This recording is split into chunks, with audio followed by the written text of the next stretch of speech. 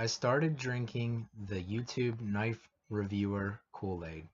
It told me that Benchmade is going to be recycled, and that if I wanted to survive, I would have to leave with them, whoever they are. A couple days later, I mysteriously arrived home with a Spyderco box in my hand. Inside was the much talked about Paramilitary 2. So strap on your Nikes, drink your Kool-Aid, and let's get into this review. Alright, so this is the Spyderco Paramilitary 2, a knife that members of the YouTube knife cult, community, have called the ultimate everyday carry knife. And to be honest, I kind of agree.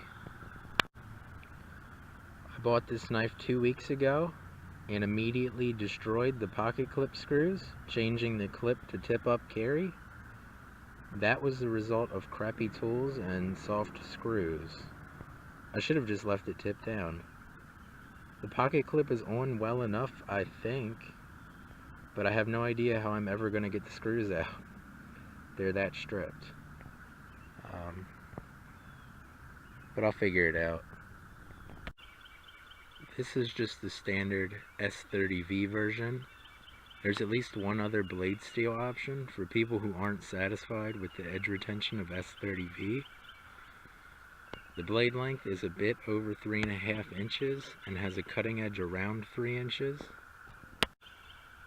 Of course, with my only prior experience with quote-unquote super steels being D2 and 154 cm, I'm pretty impressed with this S30V, regardless of what other people say about it. I know it's not the hot new steel anymore, and I know a lot of people actually look at this as not a super steel anymore, which I don't really understand, but you know, I guess whatever's cool is cool. But yeah, I mean, it holds an edge really well. I used it for a week, cut up cardboard, and you know, did a bunch of normal things that I do in my day-to-day life, and the knife was still shaving hair off of my arm.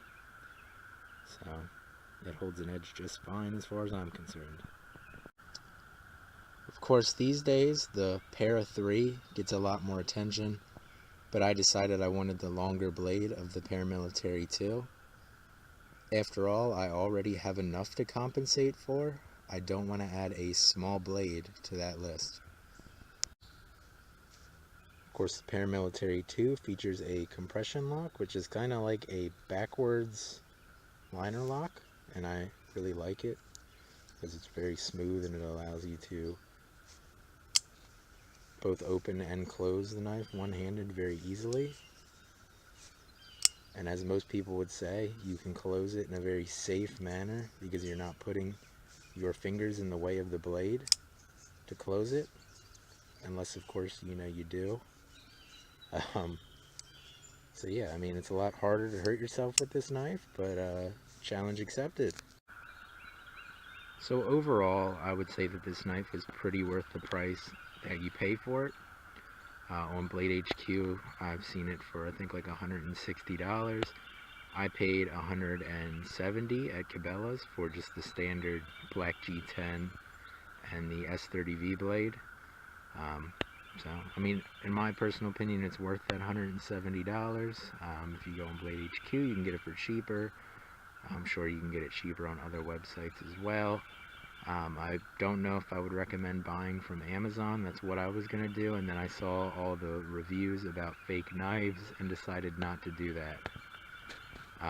So anyway, this knife is a great everyday carry tool, and it works extremely well. It's a lot safer than a liner lock or some of the other locking mechanisms, and I really like the compression lock a lot. I like it more than the Axis lock on the Benchmade. And of course, Benchmade did a thing a little while ago that really scared my SKS, so I haven't even really thought about buying another Benchmade. So yeah. Anyway, the Spyderco Paramilitary 2, I would say, is pretty much a perfect EDC knife. Plus, just think of how well this knife will match your Nike Decades.